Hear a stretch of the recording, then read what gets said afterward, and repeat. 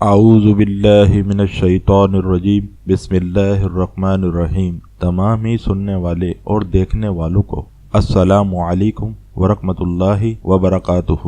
12 ربیع الاول کو تشریف لانے والے محسن کائنات صلی اللہ تعالی علیہ وآلہ وسلم نے انسانوں کے لیے جو دستور زندگی دیا وہ صرف دستور کی حد تک نہیں بلکہ اللہ کے رسول صلی اللہ تعالی علیہ وآلہ وسلم نے ایک ایک حکم پر عملی طور پر عمل فرما کر دستور حیات کو نافذ کر کر دکھا دیا، حتیٰ کہ یہ اعلان کر دیا گیا کہ جو کوئی اس دستور کا عملی نمونہ دیکھنا چاہے وہ مصطفیٰ جان رحمت صلی اللہ تعالی علیہ وآلہ وسلم کی سیرت میں دیکھ لے اور اس کی روشنی میں اپنی زندگی گزارے۔ ارشاد باری تعالی ہے، بے شک تمہیں رسول اللہ کی پیروی بہتر ہے، اس لیے کہ اللہ اور پچھلے دن کی امید رکھتا ہو اور اللہ کو بہت یاد کرے۔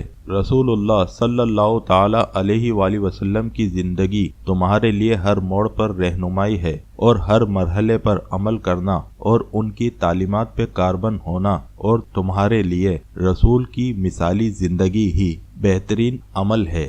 اس لیے اللہ نے اپنی مخلوق پر صرف قرآن نازل کرنے پر اکتفا نہیں کیا بلکہ اس کی تبلیغ کرنے کے لیے اپنے محبوب کو منتخب فرمایا تاکہ وہ ارشاد خداوندی پر خود عمل کر کے دکھائیں، ان پر ایمان لانے والے بھی ان کی زندگی کو رول ماڈل مان کر عمل پیرا ہوں۔ اس وقت دنیا جن حالات سے گزر رہی ہے اور انسانی آبادی ساری ترقیوں اور سہولتوں کے باوجود جن خطرات میں گھری ہوئی ہے، ظلم و زیادتی کی جو گرم بازاری ہے اور انسانی خون پانی کی طرح بہایا جا رہا ہے، پاکستان، افغانستان، فلسطین، شام اور کشمیر بلکہ کرۂ ارض میں جہاں کہیں بھی خون کی ارزانی ہے، اس کا علاج اگر کہیں مل سکتا ہے تو اسی پیغام محمدی کے دستور حیات میں ہے۔ ربیع الاول اسلامی سال کا تیسرا مہینہ ہے۔ تاریخ انسانی میں یہ وہ مبارک مہینہ ہے جس میں حضرت محمد مصطفیٰ صلی اللہ تعالی علیہ وآلہ وسلم اس دنیا میں تشریف لائے۔ آپ کے ذاتی نام احمد اور محمد جبکہ صفاتی نام بہت سے ہیں۔ مشہور نام 99 ہیں، جن میں سے چند یہ ہیں: مصطفیٰ، مجتبیٰ، حامد، محمود، قاسم، صادق و امین۔ آپ نے فرمایا، میں سید الاولین والآخرین اور خاتم النبیین ہوں، اسی لیے آپ کا لقب سید المرسلین، افضل الانبیاء اور خاتم الانبیاء ہے۔ سن 571 عیسوی بروز پیر وقت صبح آپ مکے میں تشریف لائے۔ بھولی بھٹکی ہوئی انسانیت کے لیے فلاح کی راہ دکھانے والے دستور زندگی لے کر آپ تشریف لائے جو ہر قوم اور ہر ملک کے لوگوں کے لیے نسخہ اکسیر ہے۔ اس دستور حیات میں نہ کالے گورے کا فرق رکھا گیا ہے، نہ عربی و عجمی کا، نہ امیر و غریب کا، نہ بادشاہ و فقیر کا۔ کرۂ زمین پر جہاں کہیں بھی انسانی آبادی پائی جاتی ہے، یہ دستور حیات سب کی رہنمائی کرتا ہے۔ حضور صلی اللہ تعالی علیہ وآلہ وسلم نے ارشاد فرمایا، تمام انسان آدم کی اولاد ہیں اور آدم مٹی سے پیدا کیے گئے ہیں۔ اس طرح اسلام نے تمام قسم کے امتیازات اور ذات پات کو رنگ و نسل، جنس و زبان، حسب و نسب اور مال و دولت پر مبنی تعصبات کو جڑ سے اکھاڑ دیا اور تاریخ میں پہلی بار تمام انسانوں کو ایک دوسرے کے برابر قرار دیا۔ انسانی مساوات کی اس سے بڑی مثال اور کیا ہو سکتی ہے کہ دنیا کے مختلف ملکوں، نسلوں اور زبان سے تعلق رکھنے والے ہر سال مکۃ المکرمہ میں ایک ہی لباس میں ملبوس حج ادا کرتے دکھائی دیتے ہیں۔ اسی دستور حیات میں عزت و شرف کا معیار امیر و غریب، قوم و قبیلے کو نہیں بلکہ احسن کردار کو بتایا گیا ہے۔ ارشاد باری تعالی ہے، ترجمہ: اے لوگو، ہم نے تمہیں ایک مرد اور ایک عورت سے پیدا کیا اور تمہیں شاخیں اور قبیلے کیا کہ آپس میں پہچان رکھو۔ بے شک اللہ کے یہاں تم میں زیادہ عزت والا وہ ہے جو تم میں زیادہ پرہیزگار ہے۔ اہم بات یہ ہے کہ پیدائشی لحاظ سے تمام انسان یکساں ہیں، انعامات الہیہ سے سب انسان نوازے گئے، مگر ان کا صحیح اور برمحل استعمال کر کے خدا کا خوف تقوی حاصل کرنے والے انجام کار میں سب سے بہتر و افضل ہے۔ 12 ربیع الاول کو دنیا میں تشریف لانے والے محسن کائنات کا پیغام ماننا ہی دنیا کی ساری قوموں کے لیے نسخہ کیمیا ہے۔ بھٹکے ہوئے انسانوں کے لیے اسی پیغام میں جو سب کے لیے راحت ہے، اسی میں مرد و عورت، بوڑھے جوان، کنبہ و خاندان، حاکم و محکوم، سبھی کے لیے آرام و راحت اور سکون و اطمینان کا سامان ہے، اور اس کا عملی رول ماڈل بھی خلافت راشدہ کے زمانے میں پورے 36 سال تک دنیا دیکھ چکی ہے اور اس کا میٹھا پھل بھی کھا چکی ہے۔ آپ صلی اللہ تعالی علیہ وآلہ وسلم کی عطا کردہ تعلیم سے نسل و قبائل برتری کے تمام بت پاش پاش ہو گئے۔ یہ مساوات اسلامی زندگی کے ہر گوشے میں نظر آتی ہے۔ 12 ربیع الاول کو تشریف لانے والے رسول اللہ صلی اللہ تعالی علیہ وآلہ وسلم نے انسانوں کے لیے جو دستور حیات دیا وہ صرف دستور کی حد تک نہیں رہا، بلکہ اللہ کے رسول نے اس کے ایک ایک حکم پر عمل کر کے نافذ کر کے دکھا دیا اور حکم دیا کہ اسوائے رسول پر چل کر زندگی گزارو۔ میرے محترم ناظرین، اخلاق و شمائل رسول صلی اللہ تعالی علیہ وآلہ وسلم، نبی کریم صلی اللہ تعالی علیہ وآلہ وسلم کا فرمان ہے، میری بعثت اس لیے ہوئی کہ میں اخلاق کی تعلیم کو مکمل کروں۔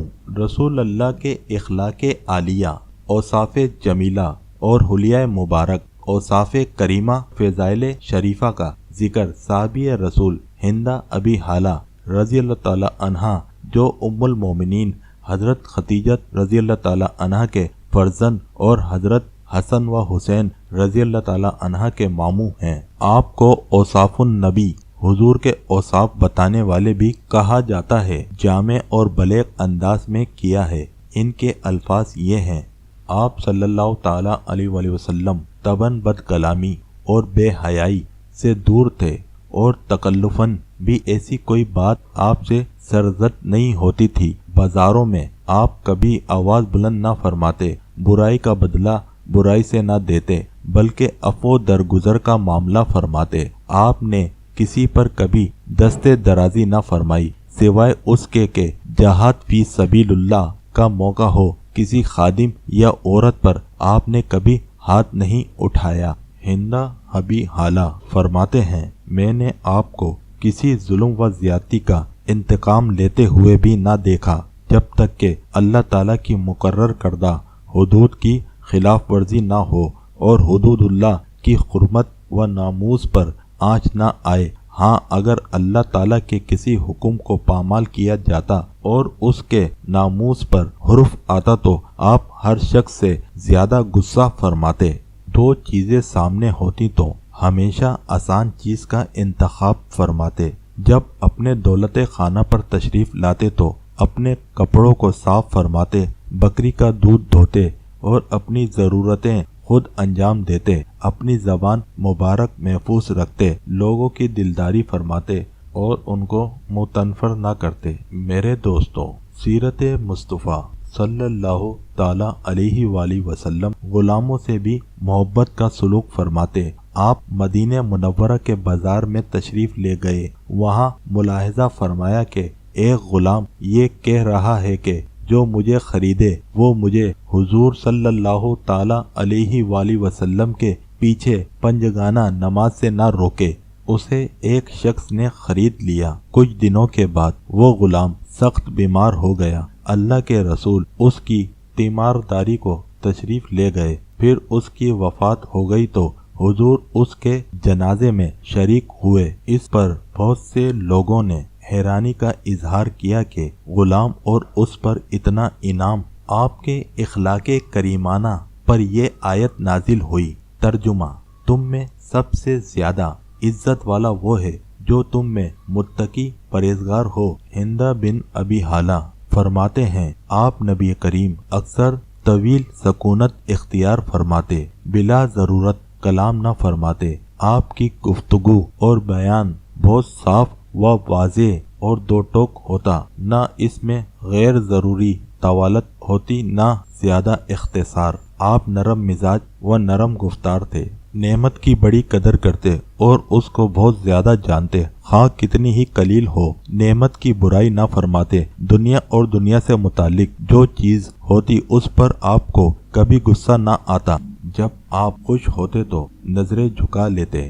آپ کا ہنسنا زیادہ تر تبسم تھا، جس سے صرف آپ کے دندان مبارک جو بارش کے اولوں کی طرح پاک صاف ظاہر ہوتے تھے۔ حضرت ابو ہریرہ رضی اللہ تعالی عنہ بیان فرماتے ہیں کہ آپ صلی اللہ تعالی علیہ وآلہ وسلم میانہ قد رنگ نہایت گورا، ریشے مبارک کے بال سیاہ، دہانہ نہایت حسین، آنکھوں کی پلکیں دراز، چوڑے شانے۔ آخر میں کہتے ہیں کہ میں نے آپ جیسا آپ کے پہلے یا آپ کے بعد کبھی نہیں دیکھا۔ حضرت انس رضی اللہ تعالی عنہ راوی ہیں کہ میں نے حریر و دیباج کو بھی آپ کے دستے مبارک سے زیادہ نرم نہ پایا، نہ آپ کی خوشبو سے بڑھ کر کوئی خوشبو سونگھی۔ اللہ کے رسول صلی اللہ تعالی علیہ وآلہ وسلم کے اخلاق و شمائل کا یہ ایک مختصر خاکہ ہے۔ آپ کی سیرت لکھنے کے لیے بڑے سے بڑے دفتر بھی کم پڑ جائیں گے۔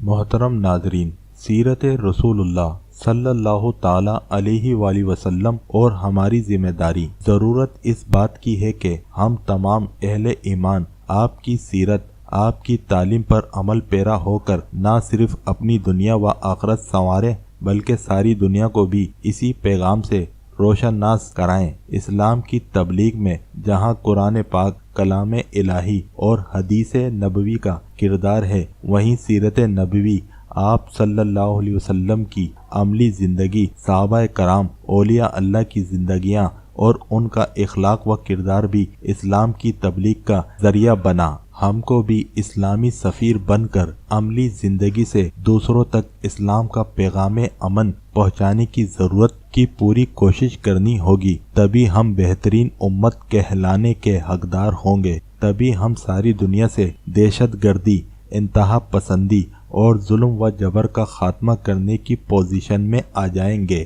ہم سب ربیع الاول کے پیغام محمدی کو اپنے سینے سے لگائے، ربیع الاول کے جشن جلوس محمدی اور جلسوں کے وقت اپنا محاسبہ کریں، جائزہ لے کے ہمارے اندر تعلیمات رسول اللہ صلی اللہ تعالی علیہ وآلہ وسلم کا عملی حصہ کتنا پایا جاتا ہے۔ اللہ ہم تمام مسلمانوں کو عمل کی توفیق رفیق عطا فرمائے، آمین ثم آمین۔ محترم ناظرین، اس شعر کے ساتھ اجازت چاہوں گا۔ نثار تیری چہل پہل پر ہزاروں عیدیں ربیع الاول، سوائے ابلیس کے جہاں میں سبھی تو خوشیاں منا رہے ہیں۔ اللہ حافظ۔